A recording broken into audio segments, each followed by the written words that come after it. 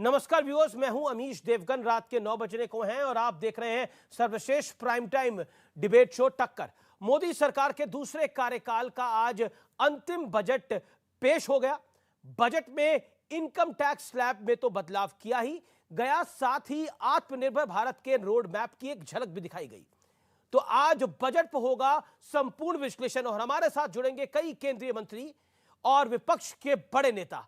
तो बजट पर टक्कर के स्पेशल एडिशन पर आपका अभिनंदन है। और आज सीएनबीसी आवाज के टक्कर के बजट एडिशन में हमारे पास बहुत कुछ है आपको बताने के लिए और मेरे साथ कई दिग्गज मंत्री, कई दिग्गज विपक्ष के नेता जुड़ेंगे इस पे बात करने के लिए। अमृतकाल में पहला बजट है। हम समृद्ध एवं समावेशी भारत की परिकल्पना करते हैं। अमृतकाल का ये पहला बजट गांव, गरीब, किसान, मध्यम वर्ग सभी के सपनों को पूरा करेगा। मोदी 2 सरकार का आखिरी पूर्ण बजट पेश हो गया और चुनावी साल में तोहफों की बौछार भी जमकर हुई है। गांव, गरीब, किसान, मजदूर, युवा, महिलाओं और देश के हर तबके को सौगात के साथ ही मिडिल क्लास को टैक्स में बड़ी छूट मिली है। आर्थिक रूप से पिछड़े तथा मध्यम वर्ग के लोगों को सशक्त और सक्षम बनाने वाला बजट है। लेकिन विपक्ष इस बजट को कोसने में कोई कोर कसर नहीं छोड़ रहा है। दारुण नाकी बजट হয়েছে কি দারুণ 3.7 करोड़ अनएम्प्लॉयमेंट আর বেকার চাকরি বাকরি যা ছিল তাও প্রায় উঠিয়ে দিয়েছে সব বিক্রি করে দিয়েছে। कर्नाटक को मतलब बजटीय रिश्वत देना चाहते हैं क्योंकि चुनाव कर्नाटक में इनकी हाथ तय हो चुके हैं। बेरोजगारी के बारे में कुछ नहीं कहा, मनरेगा के बारे में कुछ नहीं सुना। न किसान, न जवान, न नौजवान, बजट में किसी के लिए नहीं है कोई प्रावधान। ये किसकी आंख में आप धूल झोंक रहे हैं? इंक्लूसिव बजट भी रहा है। इसमें चाहे schedule caste, schedule tribes, OBC, महिला, बुजुर्ग, इन सब के कहीं न कहीं दरकार का ख्याल रखा गया है। सियासत अपनी जगह है, लेकिन आज अमृतकाल के पहले बजट पर मोदी सरकार के दिग्गज मंत्रियों और विपक्ष के बड़े नेताओं के साथ संपूर्ण विश्लेषण होगा। और अब वक्त है प्रसिद्ध विश्लेषण का, लेकिन आज विश्लेषण एक अलग ढंग से होगा जिसमें कुछ विपक्ष आपको समझाएगा, कुछ मंत्री आपको समझाएंगे। और मेरे साथ आज कौन कौन है आपको मैं बता देता हूं। मिडिल क्लास को क्या मिला, 7 लाख तक की इनकम टैक्स फ्री हुई है, ये आपके सामने स्क्रीन पे आ रहा है। एक बार दोबारा उस ग्राफिक्स को हम दिखाते हैं। मिडिल क्लास को क्या मिला, मिडिल क्लास के लिए एक राहत आई है, लेकिन मिडिल क्लास क्या इस राहत को समझेगा। 7 लाख की इनकम टैक्स फ्री हुई है, ये आपकी स्क्रीन पर है। इनकम टैक्स के हर स्लैब में राहत मिली है, ये मिडिल क्लास के लिए है। दूसरा पॉइंट देखते हैं क्या निकल के आता है। युवा के लिए क्या है, देश भर में 30 स्किल इंडिया इंटरनेशनल सेंटर खोले जाएंगे, ये मिला है। लेकिन ये खोलने का प्रस्ताव है। 47 लाख युवाओं को 3 साल तक स्टाइपेंड भी मिलेगा, यानी सरकार का अब 1 साल बचा है, लेकिन उसके आगे 2 साल की बात है। यानी इस बजट के बाद नरेंद्र मोदी शासन को लग रहा है वो वापस लौट के आ रहे हैं, लेकिन विपक्ष कह रहे हैं निपट रहे हैं। किसान क्रेडिट कार्ड के जरिए इस साल 20 लाख करोड़ लोन का टारगेट है। ये एक ऐसी स्कीम है जिससे हो सकता है सरकार को लग रहा हो कि कोई बहुत बड़ा बेनिफिट मिल सकता है, लेकिन इस पर भी विपक्ष सवालिया निशान लगा रहा है। कृषि क्षेत्र में स्टार्टअप के लिए अलग से फंड दिया गया है, ये बहुत महत्वपूर्ण प्रस्ताव है। ये नरेंद्र मोदी का की छाप इस बजट में दिखाई दे रही है। नरेंद्र मोदी की सरकार पिछले लगातार 9 वर्षों से बजट को प्रेजेंट कर रही है और स्टार्टअप पे विशेष ध्यान है, और इस बार कृषि क्षेत्र के स्टार्टअप पे ध्यान है। गरीब मुफ्त अनाज के लिए 2 लाख करोड़ का बजट दिया गया है। ये एक बड़ी योजना है जो लगातार हमें दिखाई दे रही है सरकार के कामों में। गरीबों के लिए आवास योजना का बजट 66% बढ़ा है, यानी जो गरीब आवास योजना है उसने डिलीवरी करी है बीते कई वर्षों के अंदर, तो उस डिलीवरी को और इंपैक्टफुल बनाने के लिए बजट को यहां पर बढ़ा दिया गया है। मेरे साथ विपक्ष के 2 धुरंधर जुड़ रहे हैं। प्रियंका चतुर्वेदी है, सांसद है राज्यसभा की। मेरे साथ अखिलेश सिंह जी है, कांग्रेस पार्टी के वरिष्ठ नेता है। जयंत सिन्हा मेरे साथ जुड़ रहे हैं, member of parliament Bharatiya Janata party के। और पीयूष गोयल जुड़ेंगे। लेकिन प्रियंका जी, शुरुआत आपसे मैं करता हूं। भारतीय जनता पार्टी की सरकार कह रही है ये इंक्लूसिव बजट है, सबका बजट है, देश का बजट है, इसमें युवा गरीब का ध्यान रखा गया है। स्मृति ईरानी कह रही है कि ये बजट अमृतकाल का बजट है। आपका रिएक्शन क्या है? सबसे पहले तो अमृतकाल में सिर्फ भारतीय जनता पार्टी के लोग हैं, भारतीय जनता पार्टी के चुनिंदा इंडस्ट्रियलिस्ट हैं, या अमृतकाल में देश की जनता है? अगर अमृतकाल की बात कर रहे हैं, अभी आप ही का चैनल पे मैं सुन रही थी 7 लाख तक की राहत दी गई है। आपको ये डिडक्शंस दिखाने चाहिए, जो स्टैंडर्ड डिडक्शंस हैं 80C के अंतर्गत, वो सब हटा दिए गए हैं न्यू रेजीम में। तो एक जनता को किसी तरीके से इस पर राहत नहीं मिलने वाली है।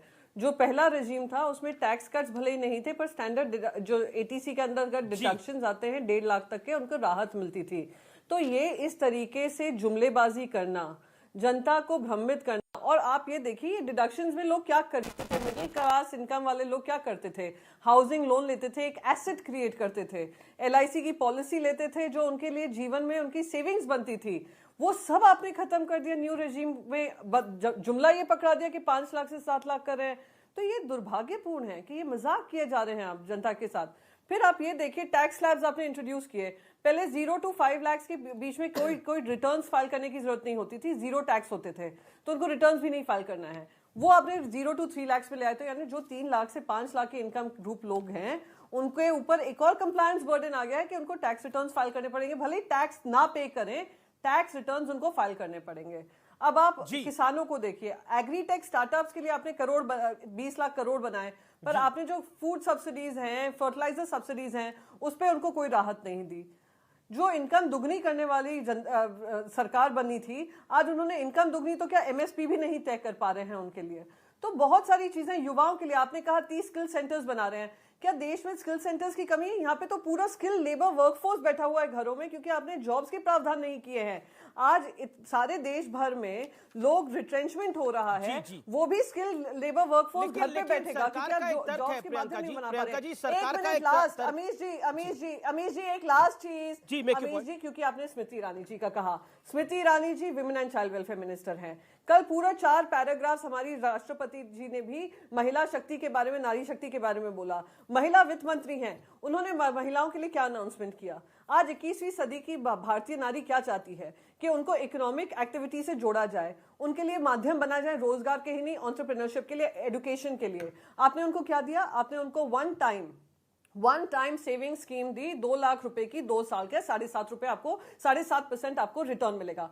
यही महिलाओं को आपने दर्जा दे दिया है। तो ये सारी चीजें जो हैं, लेबर वर्कफोर्स पार्टिसिपेशन महिलाओं का कम हो रहा है, उसको बढ़ाने की जगह आपने उनको ये झुंझुना पकड़ा दिया कि चलिए आपको 7.5% आपको। ठीक है, मैं अखिलेश जी की भी राय ले लेता हूं, लेकिन अखिलेश जी, क्योंकि प्रियंका जी ने जो बात रखी, ये विपक्ष का एक मैंडेट है, वो अपनी बातों को रखता है, लेकिन सरकार कह रही है कि हमने स्टार्टअप के जरिए एक बड़ा जॉब्स फेयर क्रिएट करने का प्रयास किया है, और विपक्ष इसको समझ नहीं पा रहा। मुद्रा लोन के जरिए, स्टार्टअप लोन के जरिए, और एक हमने जॉब सीकर्स नहीं, जॉब गिवर्स की एक बहुत बड़ी प्रणाली बना दी है। क्या आपको लगता है कि बीते 9 सालों से नरेंद्र मोदी सरकार का यह बजट आ रहा है, और ये 2024 से पहले आखिरी बजट है, उसके बाद लेखानुदान आएगा, यानी वोट ऑन अकाउंट आता है, how do you rate it? Akhilesh ji, देखिए, अमृतकाल का बजट नहीं है, ये मित्रकाल का बजट है। कर्जा लो और मित्रों का कर्जा माफ करो। 13 प्रधानमंत्रियों ने 2014 तक जितना कर्जा लिया है, उससे 2 गुना से ज्यादा कर्जा आदरणीय मोदी जी ने 9 सालों में ले लिया। अब 2024 में इन्हीं के जो आज के बजट आंकड़े हैं, उसमें इस देश पे कर्जा हो जाएगा 170 लाख करोड़ रुपए। 120 लाख करोड़ रुपए मोदी जी ने 9 सालों में कर्जा ले लिया है। और क्या कर रहे हैं? मित्रों का कर्जा माफ कर रहे हैं। बैंकों का 14.5 लाख रुपए अपने मित्रों का राइट ऑफ कर दिया। 12 लाख करोड़ रुपए NPA बैंकों का कर दिया। 5 लाख करोड़ रुपए बैंकों के धोखाधड़ी फ्रॉड में चला गया। सबसे ज्यादा NPA का परसेंटेज इंडियन बैंकों का रहा है, 12.5% तक गया था। आज भी एवरेज पिछले 7 वर्षों का 12.7% है। कांग्रेस की हुकूमत तक हर साल हर बैंक ने मिनिमम 35,000 से 50,000 करोड़ रुपए प्रॉफिट कमा के दिया। इनके समय आते ही बैंकों का बंटाधार शुरू हो गया। लेकिन सरकार कह रही है ये ग्रोथ, बता रहे हैं कि इनकम टैक्स में छूट दिया। जी सरकार कह रही है ये ग्रोथ ओरिएंटेड बजट है, क्योंकि हम सरकार की भी प्रतिक्रिया लगातार सुन रहे हैं और कई इकोनॉमिस्ट का हमने रिएक्शन सुना। उनका कहना है कि enabling decisions have been taken up to ensure that people have more disposable income, यानी डिस्पोजेबल इनकम को बढ़ाया गया है, ये इकोनॉमिस्ट का कहना है। What is your take? Not a politician but a economist. सुनिए, उसी यानी कैश फ्लो बढ़ा दिया जनता के हाथ में। दे रहा हूं, पिछले 4 वर्षों में इस देश का जो जीडीपी है वो 3.01% एवरेज है पिछले 4 वर्षों का। और जबकि इन्होंने कैलकुलेशन की स्ट्रेटजी बदली थी, 2% बढ़ा दी थी जब आदरणीय मोदी जी सत्ता में आए थे। और यूपीए सरकार की जीडीपी टेन्योर 10 साल का एवरेज 6.8% था।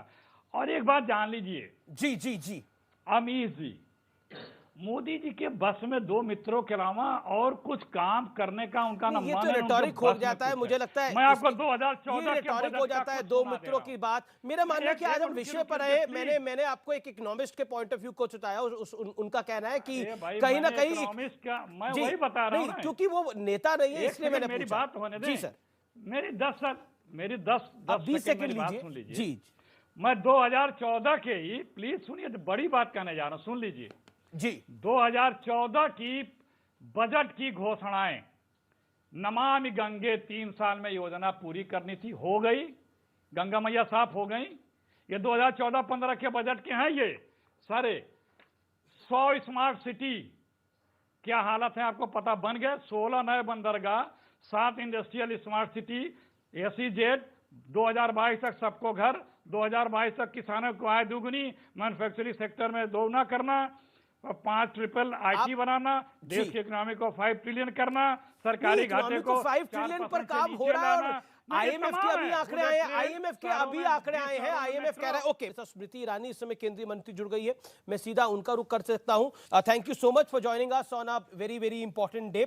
My straight question to you madam is कि स्मृति जी की वित्त मंत्री ने बजट को अमृतकाल का बजट बताया है, आपने भी इसी तरह का बयान दिया है, लेकिन विपक्ष का कहना है ये खास लोगों के लिए, खास लोगों द्वारा खास तरह का बजट बनाया गया है, यानी टू बी प्रिसाइज कि मित्रों के लिए बजट बनाया गया है। मैं अभिनंदन करती हूँ अमीश जी कि आज आपने देश के 80 करोड़ गरीब नागरिकों को मोदी का मित्र कहा, जिनको 2 लाख करोड़ रुपए का व्यय करके भारत सरकार अनाज पहुंचाने वाली है और यह अनाज उन्हें गत 2 वर्षों से प्राप्त हो रहा है। मैं आपका विशेष आभार व्यक्त करना चाहती हूँ कि आज PM आवास योजना में 66% का इजाफा हुआ है। आपने हर गरीब को जिसको घर मिला उसको मोदी का मित्र बनाया है। मैं आपका विशेष आभार व्यक्त करती हूँ कि 11 करोड़ परिवारों को जीवन में पहली बार इस देश में टॉयलेट मिला और हर परिवार में अगर आप 4 भी अगर सदस्य गिने तो लगभग 40 करोड़ मोदी जी के दोस्त तो आपने आज अपने इस कार्यक्रम में ही गिनवा दिए। तो हर गरीब को, हर मध्यम वर्गीय हिंदुस्तानी को आपने मोदी का मित्र घोषित किया, इसके लिए मेरी ओर से आपको कोटि कोटि प्रणाम। जी, लेकिन देखिए विपक्ष का तंज था, आपने उसको दूसरी डायरेक्शन में ले गई। लेकिन एक सवाल बनता है, क्योंकि एक सवाल ये बनता है कि अमीश जी आज अगर विपक्ष प्रफुल्लित होती तो ये इस बात का संकेत होता कि वित्त मंत्री जी के बजट में कुछ ऐसा है जिस पर हमें चिंता करनी चाहिए। विपक्ष मुंह फुलाए बैठी है तो ये इस बात का संकेत है कि जनता के लिए, विशेषतः गरीब के लिए निश्चित रूप से मोदी सरकार की सौगात देश ने स्वीकार की है, देश ने मान्य की है। लेकिन जिस तरह से एक सिर्फ कांग्रेस नहीं, समूचा विपक्ष बार बार महंगाई की बात करता है और कहता है महंगाई को लेकर सरकार चिंता क्यों नहीं करती, महंगाई को लेकर लोगों को राहत क्यों नहीं दी गई। और इनकम टैक्स स्लैब्स में भी जो एक चेंज किया गया है उसमें ये एक तर्क ये दिया जा रहा है कि इसमें जो लोग सेव करते थे पैसा, जो लोग हाउसिंग लोन लेते थे, घर बनाते थे, जो एसेट क्रिएशन होता था, वो इससे समाप्त हो जाएगा जो नई रिजीम आएगी। देखिए, अब निर्मला सीतारमण जी ने अपने भाषण में निश्चित रूप से लोगों को ये ऑप्शन दिया है वो किस रेजिम का हिस्सा होना चाहते हैं। लेकिन आज अगर विपक्ष कहता है कि 80 करोड़ नागरिकों को मुफ्त का अनाज देना उनको सशक्त करने लायक काम नहीं है, तो मुझे लगता है कहीं ना कहीं विपक्ष को नेशनल प्रायोरिटीज पर चिंतन करना चाहिए और फिर चर्चा अपनी सार्वजनिक करनी चाहिए। अगर विपक्ष आज ये कहता है कि 20 लाख करोड़ का एग्रीकल्चरल क्रेडिट फंड जो आज के बजट में वित्त मंत्री जी ने प्रस्तुत किया वो देश के गरीब और आम किसान और छोटे किसान विशेषता उसके लिए महत्वपूर्ण नहीं है, तो मुझे लगता है कहीं ना कहीं कृषि की दृष्टि से विपक्ष को आत्ममंथन निश्चित रूप से करना चाहिए। विपक्ष भी इस बात को नकार नहीं सकता कि आज के वित्तीय प्रस्तुतिकरण में भारत सरकार का संकल्प, चाहे वो जनजातीय समुदाय के लिए स्कूल बनाने की बात हो, चाहे वो हमारे नौजवानों के लिए आर्टिफिशियल इंटेलिजेंस के सेंटर्स ऑफ एक्सीलेंस बनाने की बात हो, चाहे वो 150 से ज़्यादा नर्सिंग कॉलेजेस को कोलोकेट करने की बात हो, उनको कंस्ट्रक्ट करने की बात हो, चाहे वो मिनिस्ट्री ऑफ डिफेंस के बजट एलोकेशन को सबसे हाईएस्ट एलोकेशन एवर इस बजट में प्रस्तुत करने का काम हो, या फिर जैसे कि मैंने कहा प्रधानमंत्री आवास योजना में 66% का जो इजाफा हुआ है, बढ़ोतरी हुई है, उसकी बात हो। अगर विपक्ष परेशान है कि राष्ट्र नवनिर्माण के इस राह पर चल पड़ा है, कि मध्यम वर्गीय परिवार प्रफुल्लित हैं, गरीब संरक्षित हैं, तो कहीं आत्ममंथन की विपक्ष को जरूरत है।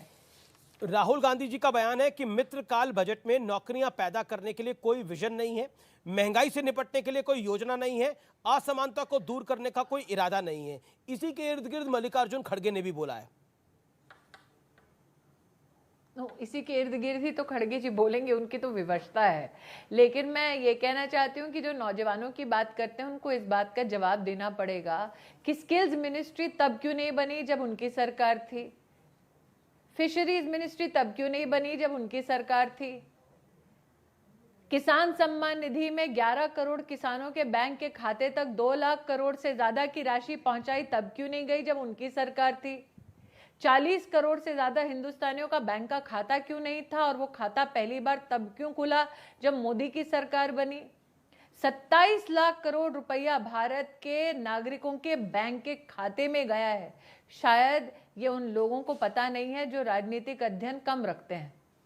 जी, एक बड़ा वोट बैंक रहा है भारतीय जनता पार्टी का मिडिल क्लास, और अभी से नहीं काफी समय से रहा है, और आप खुद एक मिडिल क्लास परिवार से आती है, इसलिए ये सवाल आपसे बनता है, क्या आपको लगता है कि मिडिल क्लास जो कि अपने व्हाइट कॉलर को मेंटेन करने के लिए एक स्ट्रगल कर रहा है, लगातार स्ट्रगल कर रहा है, क्योंकि आप जान रही है वर्ल्ड वाइड इन्फ्लेशन में एक राइज हुआ है, भारत में भी उसका जरूर असर आया है, क्या आपको लगता है कि उससे निजात दिलाने के लिए ये बजट संपूर्ण है? क्योंकि वो एक बड़ी चिंता की बात है मिडिल क्लास के लिए स्मृति जी, तो जिस तरह से महंगाई बढ़ रही है।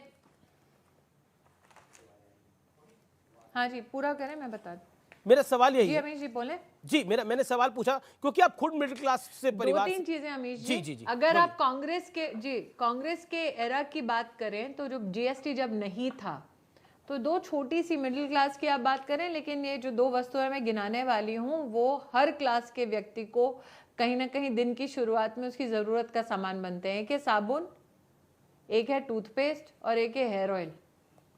अगर आप सिर्फ हेयर ऑयल देखें और साबुन और टूथपेस्ट देखें तो जीएसटी से पहले 27% का टैक्स मिडिल क्लास के लोग भरते थे। गरीब भी भरता था, अमीर भी भरते थे, लेकिन मिडिल क्लास जो सबसे बड़ी बॉडी है वो 27% टैक्स भरती थी, आज वहां पर 18% है।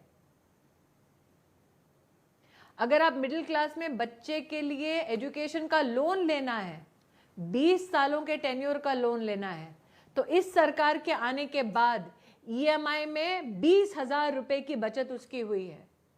डायबिटीज कैपिटल कहा जाता है हिंदुस्तान को विश्व का।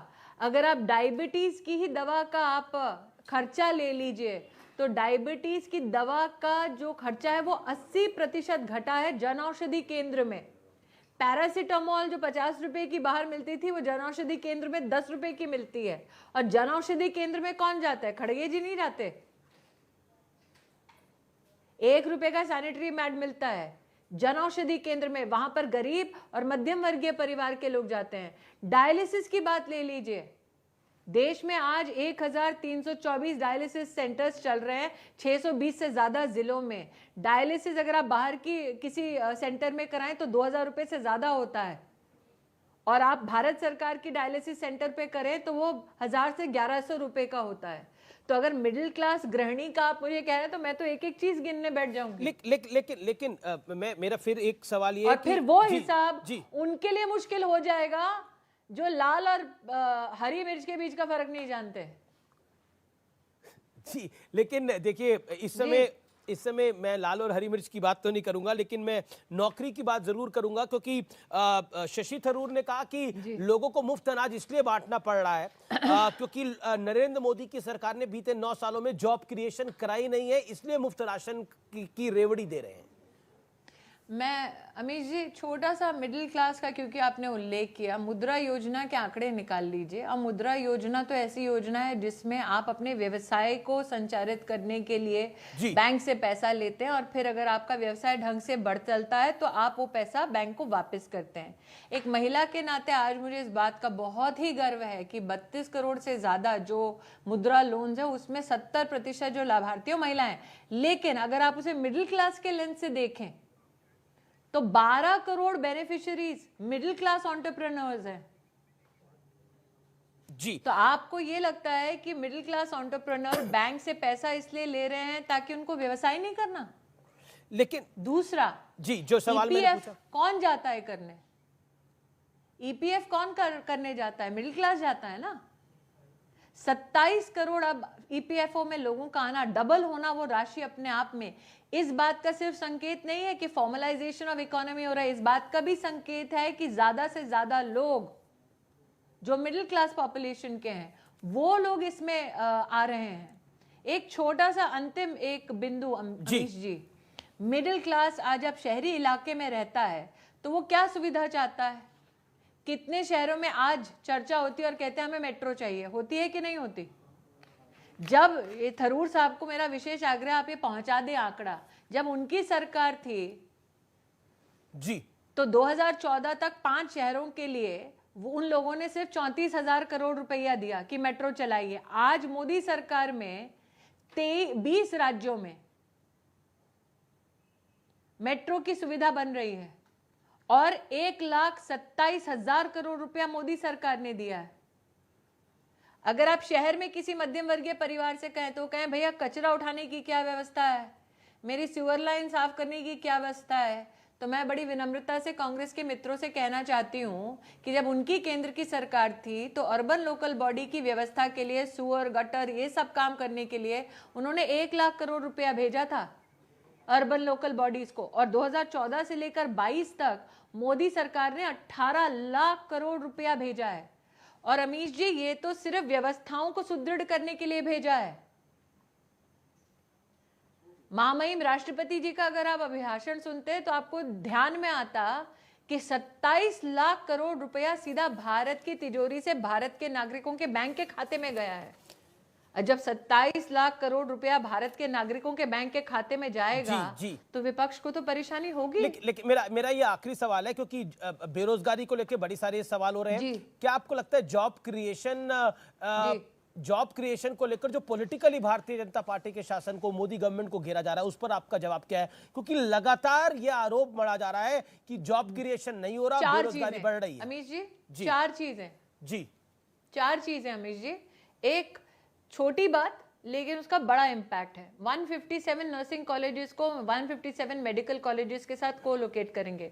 वो कॉलेजेस निर्माण करने में भी जॉब्स आएंगी, उन कॉलेजेस को संचालित करने में भी जॉब्स आएंगी, उन कॉलेजेस में जो पढ़ने जाएंगे अधिकतर लड़कियां होंगी और उनके लिए भी नौकरी का संचार होगा। ऑफटेक बहुत है आज केयर इकोनॉमी में।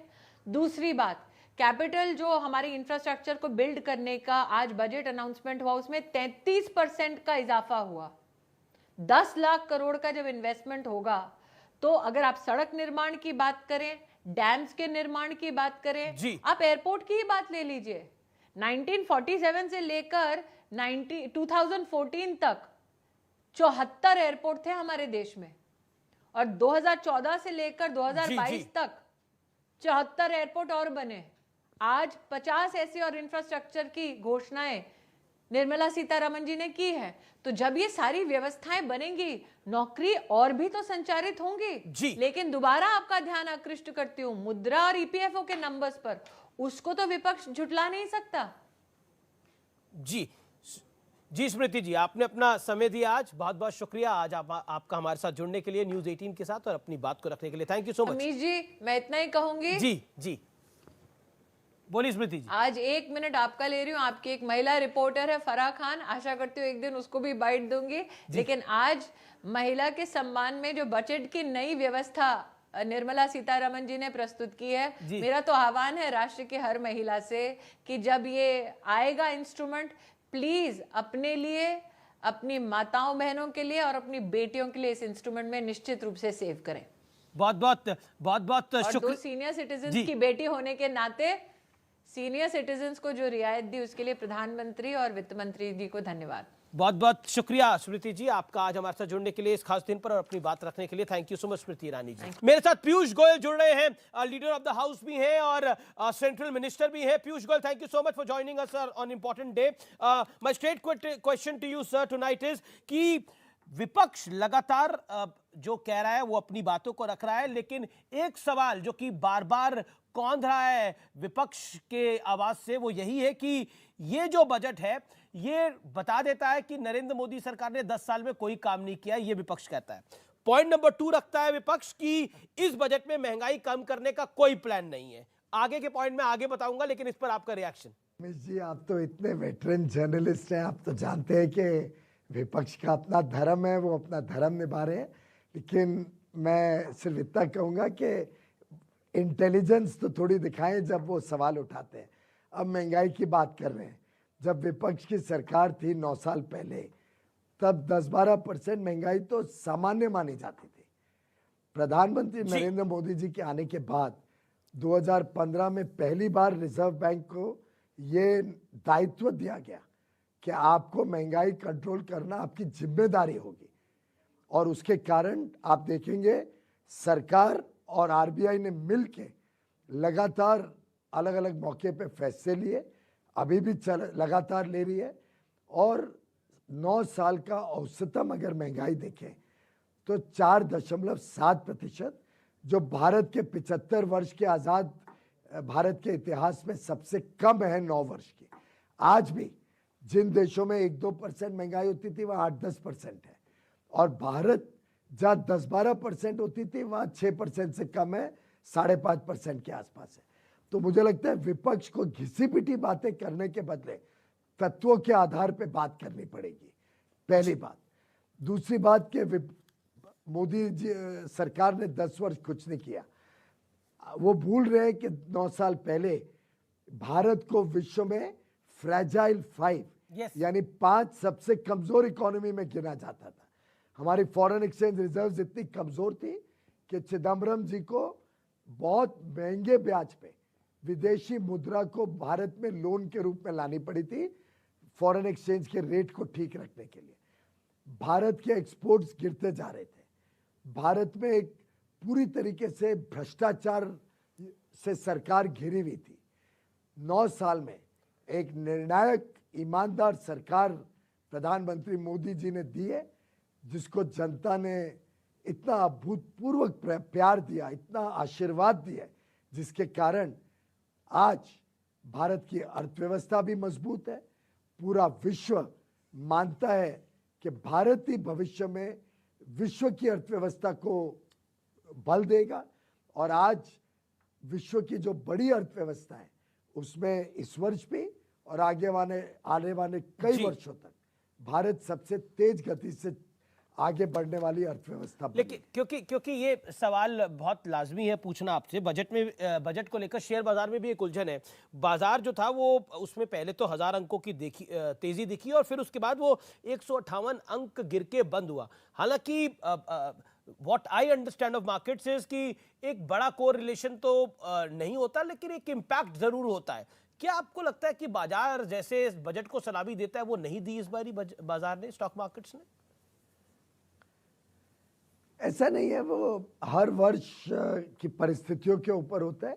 मैं समझता हूँ जैसे जैसे बाजार को ध्यान में आएगा कि ये एक एक जो इसमें स्टेप्स लिए गए हैं वो कैसे भारत की अर्थव्यवस्था को मजबूत बनाते हैं, कैसे भारत को तैयार करते हैं अंतर्राष्ट्रीय बाजार में अपने सामान को लेके जाने के लिए, कैसे इससे निर्यात बढ़ेगा, कैसे भारत में डिमांड बढ़ेगा, नौकरी और काम रोजगार के अवसर बढ़ेंगे, टूरिज्म का थ्रस्ट, इंफ्रास्ट्रक्चर का थ्रस्ट, स्किल डेवलपमेंट का थ्रस्ट, और उसमें देखिए कितनी समझदारी से माननीय वित्त मंत्री ने एक एक चीज सोची है। उदाहरण के लिए 50 टूरिज्म सेंटर्स, अगर देशी टूरिस्ट और विदेशी टूरिस्ट दोनों को हम फोकस्ड वे में उन पे लाते हैं तो उसमें सिविल एविएशन का लाभ होगा, हमारे रोड और रेल नेटवर्क को लाभ होगा, भारत की फॉरेन एक्सचेंज अर्निंग सुधरेंगी, डिमांड और कंजम्पशन बढ़ेगी। ऐसे ही नर्सिंग कॉलेज, देश में हमने मेडिकल कॉलेज तो शायद ऐतिहासिक संख्या में बढ़ाए, 150 के करीब मेडिकल कॉलेज गत 9 वर्षों में बने। सबके साथ अब नर्सिंग कॉलेज अब जोड़ने की बात की है जी, कम खर्चे में भी हो जाएगा और हमारे लाखों युवा युवतियों को हम तैयार कर पाएंगे भारत में भी नर्सिंग का काम करने, और विश्व में तो लाखों की संख्या में डिमांड है नर्सेस की। तो एक प्रकार से भारत अब अपने युवा युवतियों को भविष्य के लिए तैयार करने पे फोकस कर रहा है। हमारी इंफ्रास्ट्रक्चर को लॉन्ग टर्म के लिए एक मजबूत बना के लॉजिस्टिक्स कॉस्ट को कम करने पे फोकस कर रहा है, हमारे निर्यात को और कंपेटिटिव बनाने में फोकस कर रहा है, स्किल डेवलपमेंट से भारत की क्वालिटी मैन पावर, टैलेंट और मैनेजरियल स्किल को तैयार कर रहा है। तो एक प्रकार से बड़ा फाउंडेशनल बजट है, और जैसे जैसे लोगों को ध्यान में आएगा हर क्षेत्र में इसका लाभ लोगों को मिलेगा। एक सवाल, क्योंकि ये मिडिल क्लास को लेकर बहुत सवाल होते हैं, और मैं जब ट्विटर पे बोल रहा था कि I am interviewing Piyush Goyal, तो एक सवाल उन्होंने पूछा कि मिडिल क्लास को राहत देने की बात लगातार नरेंद्र मोदी की सरकार जब शासन में 2014 में आ रही थी तब भी करती थी, और 2019 में जब शासन में आ रही थी तब भी करती थी। इस बार आपने 7 लाख तक में जीरो टैक्स की एक लिमिट को बढ़ाया है, लेकिन जॉब क्रिएशन को लेके काफी इफ एंड बट है, और महंगाई भी एक प्रबल समस्या है वैश्विक संदर्भों में, ग्लोबल इंपैक्ट है क्योंकि एक वॉर चल रही है, वर्ल्ड वाइड हम देख रहे हैं क्या कंडीशंस है। तो ऐसे इसके मद्देनजर मिडिल क्लास को अपना व्हाइट कॉलर मेंटेन करने में दिक्कत होती है। जवाब सवाल आया नहीं, कट क्या? जी, अब मेरा सवाल है कि मिडिल क्लास को अपना व्हाइट कॉलर मेंटेन करने में दिक्कत आ रही है, उसके लिए क्या है? क्योंकि रिबेट जरूर दी है, लेकिन महंगाई और जॉब क्रिएशन के लिए क्या? जॉब क्रिएशन के लिए क्या, जॉब क्रिएशन के लिए क्या नया इस बजट में है? क्योंकि विपक्ष लगातार कह रहा है कि नौकरियां नहीं है, बेरोजगारी है।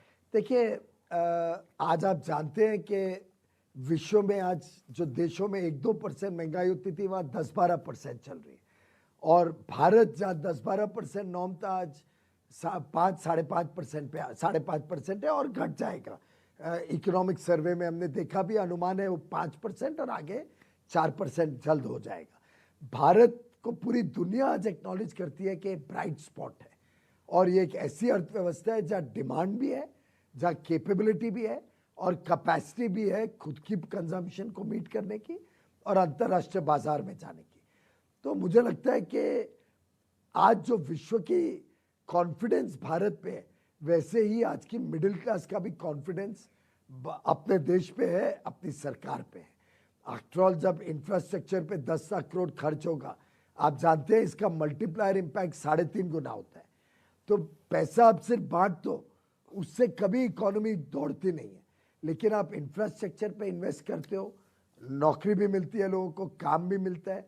स्टील, सीमेंट, रेती, कारपेंटर, प्लम्बर, हर चीज में डिमांड बढ़ती है, tiles, so many things, furnishing, वो सब की डिमांड भी बढ़ती है, तो वहाँ भी नौकरी आती है। वहाँ नौकरी आती है, इंफ्रास्ट्रक्चर क्रिएशन में नौकरी बनती है, तो कंजम्पशन डिमांड बढ़ती है, उनकी आमदनी बढ़ने से वो कंजम्पशन फिर एडिशनल कैपेसिटीज को डिमांड करती है।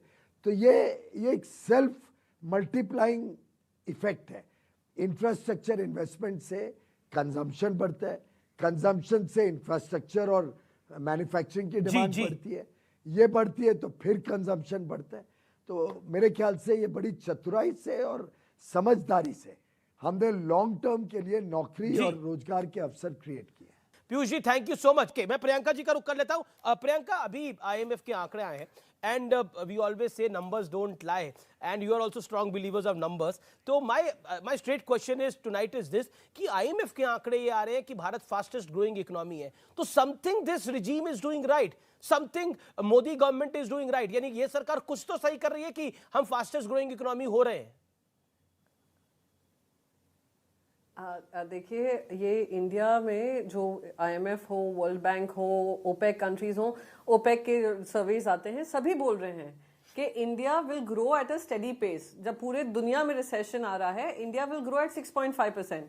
उसका वॉल्यूम भी आप देख लीजिए, उसमें मेरे कोई दो राय नहीं है, दो मत नहीं है. देश आगे बढ़े, प्रगति करे, तो ये तो काफी एंटरप्रेन्योरियल स्पिरिट पे भी डिपेंड करता है, जनता के उस पे भी डिपेंड करता है कि मेहनत पे, कि आज हम लोग इस स्तर पे आ गए हैं कि हमारी एजुकेटेड पॉपुलेशन जो है इनकम जनरेटर्स बन गई है और हम स्टेडी ग्रोथ करेंगे, उसमें दो राय नहीं है.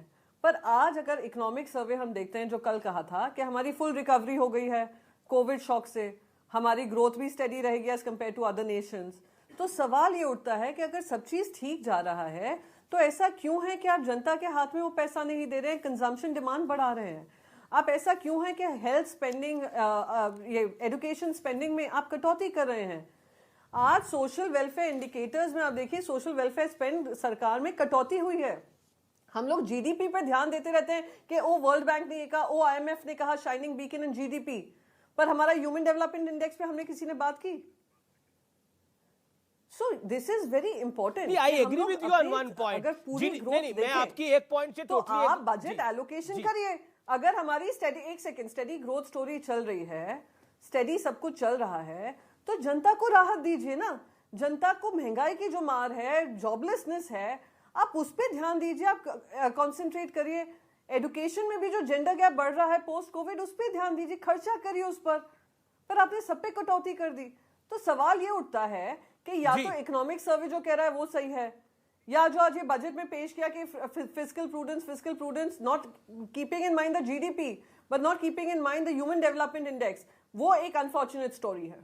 आप कह रहे हैं कि ये एक अनफॉर्चुनेट स्टोरी है जिसमें हम जीडीपी नंबर्स की बात कर रहे हैं, लेकिन एक सामान्य सा सवाल ये आता है कि वर्ल्ड के अराउंड अगर हम देखें, यूक्रेन रशिया का वॉर चल रहा है, पाकिस्तान के हालात कैसे हैं, चाइना के हालात कैसे हैं, हमारे पड़ोसी मुल्कों के, श्रीलंका के हालात कैसे हैं, हम देख रहे हैं कि पूरे बाजार में एक तूफान सा आया हुआ है. उस तूफान में अगर हमारी नैया थोड़ा हिलडुल के अगर पार लग रही है, इसको मैं सामान्य जनता की भाषा में बता रहा हूं अपने ऑडियंसेस के लिए, अगर पार लग रही है तो वो बेहतर बात है या फिर वो खराब बात है? ये एक सवाल प्रियंका जी मेरे मन में जरूर आएगा. अखिलेश जी मुझे 30 सेकंड और दीजिएगा, मैं इसका जवाब ले लूं प्रियंका जी से, देन जन से ना मैं आपके पास भी आऊंगा. मैं बस इसमें एक चीज कहूंगी जी. एक तो बस मेरी एक रिक्वेस्ट है, बार बार इंडिया का कंपैरिजन पाकिस्तान से मत करिए. मैंने तो चाइना की भी बात करी. और दूसरा, अगर चाइना से नहीं, मैं एक सेकंड में दूसरा चाइना पर ही आ रही थी, एक मिनट सुनिए. चाइना की भी जीडीपी में स्लो ग्रोथ हो रही है, पर आप वॉल्यूम देखिए ना ट्रेड का, आप वॉल्यूम देखिए उनका.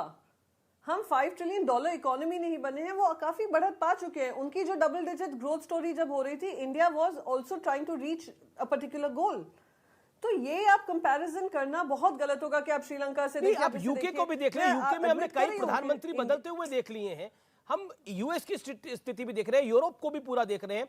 तभी मैंने रशिया और यूक्रेन की भी बात करी. ग्लोबल पर्सपेक्टिव के अंदर इन टुडेज वर्ल्ड पोस्ट 1991 जब इकोनॉमी को ओपन करा, उसके बाद के लिए सिनेरियो एक बदल गया है कि हर चीज का एक इंपैक्ट आता है, एक शॉक ऑब्जॉर्बिंग कैपेसिटी होती है. जी Priyanka ji.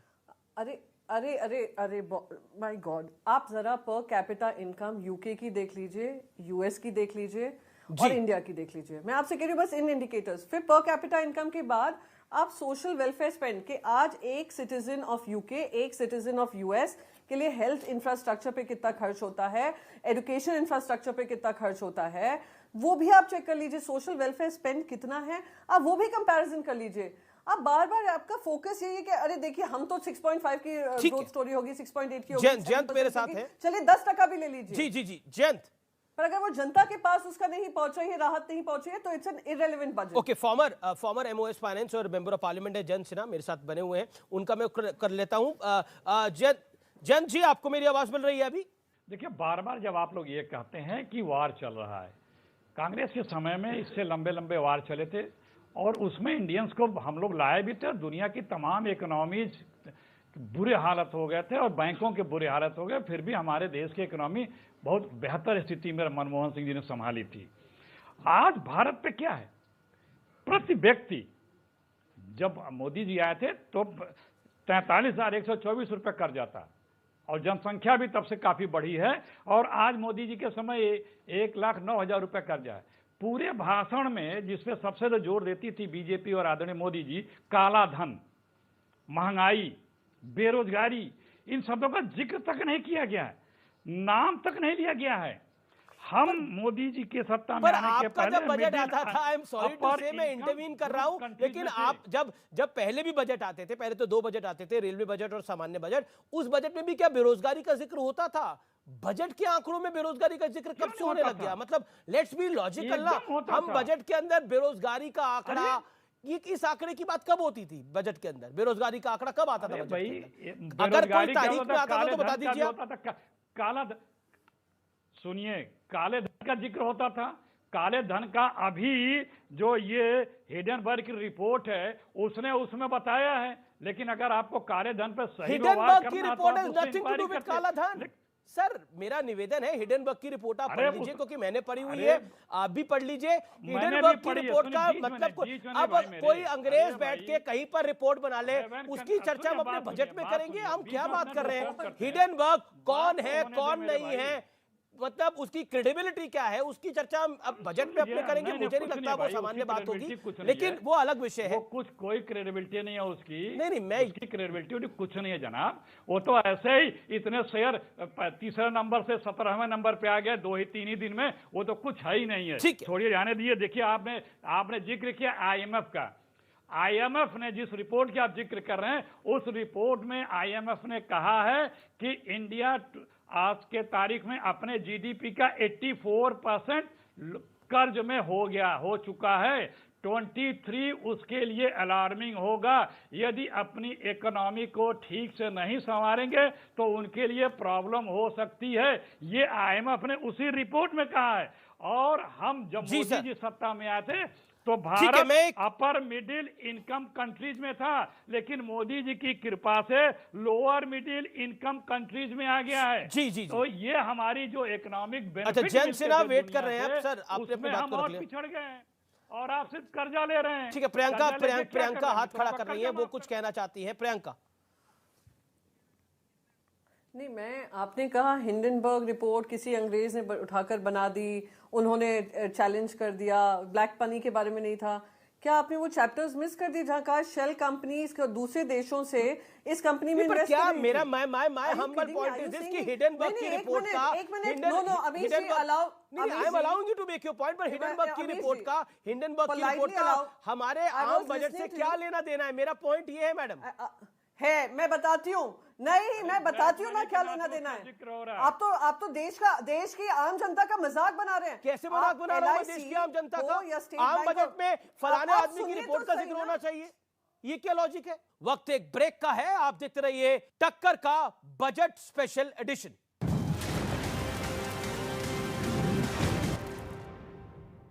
Welcome back viewers, आप देख रहे हैं CNBC आवाज पे टक्कर का बजट स्पेशल एडिशन। सीधा जयंत सिन्हा का रुख कर सकता हूं। जयंत सिन्हा, क्योंकि ब्रेक से पहले हिडेनबर्ग रिपोर्ट की बात हो रही थी और प्रियंका चतुर्वेदी जी ने कई सारे आरोप भी लगाए, your reaction to that? Jayant Sinha ji. Amit ji, पहले तो मैं ये कहूंगा कि अगर हम लोग अडानी शेयर्स को छोड़ दें तो स्टॉक मार्केट जो था आज बहुत ऊपर गया है, और साथ साथ अगर आप हर कैप्टन ऑफ इंडस्ट्री का आप बयान सुने, कोई भी इंडस्ट्रियलिस्ट का बयान सुने, सब लोगों ने इस बजट की प्रशंसा की है। साथ साथ मध्यम वर्ग के लोग, किसान, युवा, हर तबके ने इस बजट की प्रशंसा की है, और कई लोगों ने तो 10 नहीं 11/10 भी इस बजट को दिया है। तो इसलिए सब जगह अगर आप देखेंगे कि इसका रिस्पांस बहुत ही बढ़िया आया है। अब आपने बात उठाई हिंडनबर्ग रिसर्च की, उन्होंने उस रिपोर्ट में बड़े सारे आरोप लगाए हैं, और मुझे पूरा विश्वास है जो हमारे रेगुलेटर हैं, और मैं वित्त समिति का अध्यक्ष भी हूं, तो इसलिए हर रेगुलेटर से हम लोगों की चर्चा चलती रहती है। हमारे सब रेगुलेटर जो हैं बहुत ही ईमानदार हैं, बहुत ही कर्मठ हैं, और मुझे पूरा विश्वास है कि वो उस पे लगेगा। प्रियंका चतुर्वेदी, इसका मैं रिएक्शन लेता हूं। Priyanka Chaturvedi, your reaction to Jayant Sinha. देखिए, स्टॉक मार्केट भी गिरा है, वो कह रहे हैं अदानी स्टॉक्स की वजह से गिरा है, पर क्योंकि बेबुनियाद आरोप लगाए गए हैं तो कहीं ना कहीं तथ्य और सत्य जनता के सामने लाना जरूरी है, क्योंकि जनता का पैसा भी इसमें चकनाचूर हुआ है। तो यहाँ पर मैं आरोप लगाने नहीं आई हूँ, पर किसी रिसर्च को डिसमिस कर देना, किसी रिसर्च का एक्सप्लेनेशन ये तथ्यों पे ना देना, बस ये कह देना इट्स एंटी इंडिया। आज एक इंडस्ट्रियल ग्रुप भी कहता है इट्स एंटी इंडिया अगर उनके ऊपर एक्यूजेशंस लग रहे हैं, तो आज सेबी को और उसको टूथ देना पड़ेगा। और मैं बस एक चीज कहकर लास्ट में खत्म करूंगी। उन्होंने कहा सारे इंडस्ट्रियलिस्ट वाह भाई वाह कर रहे हैं। अरे इंडस्ट्रियलिस्ट के आप 10 साल पुरानी 20 साल पुरानी स्पीचेस देख लीजिए, कोई इंडस्ट्रियलिस्ट इधर उधर की बात नहीं करते हैं, और अब तो खास करके नहीं करते हैं क्योंकि ईडी, आईटी, सीबीआई का जयंत सिन्हा, अखिलेश जी हैं, वो कहते हैं कि ब्लैक मनी की चर्चा नहीं है, अनएम्प्लॉयमेंट की चर्चा नहीं है। जो वो कह रहे हैं वो मैं आपको बता रहा हूं, आपका इस पर रिएक्शन। और डू यू थिंक ये बजट जो है वो इस बार नॉन इवेंट है, जिस तरह से विपक्ष बताने में लगा हुआ है? नॉन इवेंट तो आपको शेयर बाजार में पूछना चाहिए। जब शेयर बाजार इतना चढ़ गया है और सबकी जो प्रतिक्रिया आ रही है, सबका जो रिस्पांस आ रहा है, वो बहुत खुशी का एक रिस्पांस है, एक संतुष्टि का रिस्पांस है। इसलिए क्योंकि माननीय प्रधानमंत्री जी और माननीय वित्त मंत्री जी ने बड़ी कुशलता से सब वर्गों के लिए, सब तबकों के लिए जो उनकी मांगे थी, उन मांगों को उन्होंने पूरा किया है। और जैसे माननीय प्रधानमंत्री जी ने कहा कि हम लोगों को एक अमृत काल का एक बजट बनाना था, जिसमें हमें एक तरफ निवेश को प्रोत्साहन देना था, कैपिटल एक्सपेंडिचर को प्रोत्साहन देना था, जिसमें 10 लाख करोड़ का खर्चा हुआ है। दूसरी तरफ हम लोगों को मिडिल क्लास एक टैक्स कट देना था, जिसमें कंजम्पशन खर्चे को हम लोग बढ़ावा दें, वो हम लोगों ने किया है।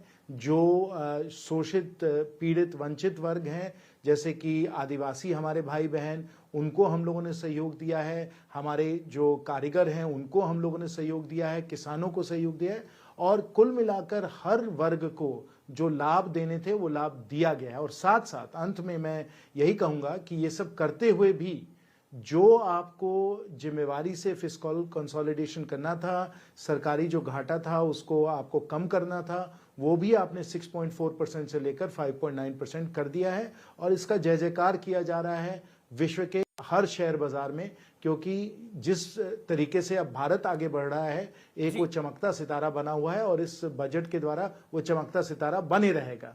जी लेकिन मैं एक सवाल आपसे पूछ रहा हूं, क्योंकि इस सवाल का बहुत जिक्र हुआ, प्रियंका जी ने भी इसका जिक्र किया, अखिलेश जी ने भी इसका जिक्र किया, और भी कई विपक्ष के नेता कर रहे हैं कि ये मित्रों वाला बजट है, मित्रों के लिए बजट है, दोस्तों के लिए बजट है, उद्योगपतियों के लिए बजट है, पूंजीपतियों के लिए बजट है। 15 लाख से कम कमाने वाले जो लोग हैं उनको राहत मिली है। जो पूंजीपति है वो 15 लाख से तो बहुत ज्यादा कमाते हैं। आप 15 लाख से ज्यादा देखें तो फिर आपको कोई खास फायदा नहीं है, लेकिन जो 15 लाख वाले से कम है उनका टैक्स जो है बहुत बचा है। जो हमारे युवा हैं जो रोजगार ढूंढ रहे हैं उनको नेशनल अप्रेंटिसशिप प्रोग्राम मिला है। जो महिला हैं, जो कोऑपरेटिव्स जिनके लिए ज़रूरत है, जिसमें कि उनको हर साधन मिले, कोल्ड स्टोरेज मिले, उनको इक्विपमेंट खरीदने में उनको क्रेडिट मिले, उनके लिए हम लोगों ने मदद की है। जो निवेश किया जा रहा है रेलवेज में तो कोई हमारे बड़े बड़े उद्योगपति नहीं जाते होंगे, वो तो अपने प्राइवेट जेट में जाते हैं। तो रेलवे में 2.4 लाख करोड़ दिया गया है। जो हाईवे हैं, हाईवे को बेहतर बनाया गया है, 50 नए एयरपोर्ट बने हैं। तो ये सब जो है ये आम जनता के लिए है। मैं प्रियंका जी आपका रुख करता हूं, 40 सेकंड में जो बात जयंत सिन्हा जी ने रखी उसका जवाब। ओपनिंग स्टेटमेंट में ही कही कि stock market is the best indicator of the budget. तो अगर स्टॉक मार्केट का इंडिकेशन देखेंगे तो पहले तो चढ़ रहा था, फिर उसमें भारी गिरावट हुई जैसी बजट स्पीच खत्म हुई है, और क्लोज भी सिर्फ मिनिमल 150 पॉइंट के उछाल पे हुआ है। तो उसी से स्पष्ट हो जाता है कि क्या मार्केट का सेंटिमेंट हुआ है। और मैं फिर से दोहराऊंगी क्योंकि आपने मुझे कंप्लीट नहीं करने दिया था, वो Hindenburg report is a big indicator कि हम अगर किसी तरीके की ओवर प्राइसिंग हो रही है, स्टॉक मैनिपुलेशन हो रहा है, हमारा मार्केट रेगुलेटर जो सेबी का काम होना चाहिए था वो हिंडनबर्ग रिपोर्ट ने की है। उसने ये भी दिखाया कि शेल कंपनीज के माध्यम से स्टॉक ओवर प्राइसिंग हो रही थी, मैनिपुलेशन हो रही थी। That needs to be discuss, it's part of India's economy. जनता का hard earned money LIC SBI में लगा है जो ओवर एक्सपोज है इन कंपनीज में, तो इस पे भी चर्चा होनी चाहिए। वही मेरा एक सिंपल फिलहाल CNBC आवाज की टक्कर को यही समाप्त करते हैं, लेकिन उम्मीद है हमने आपको बजट की ABCD एक सामान्य भाषा में समझाई हुई।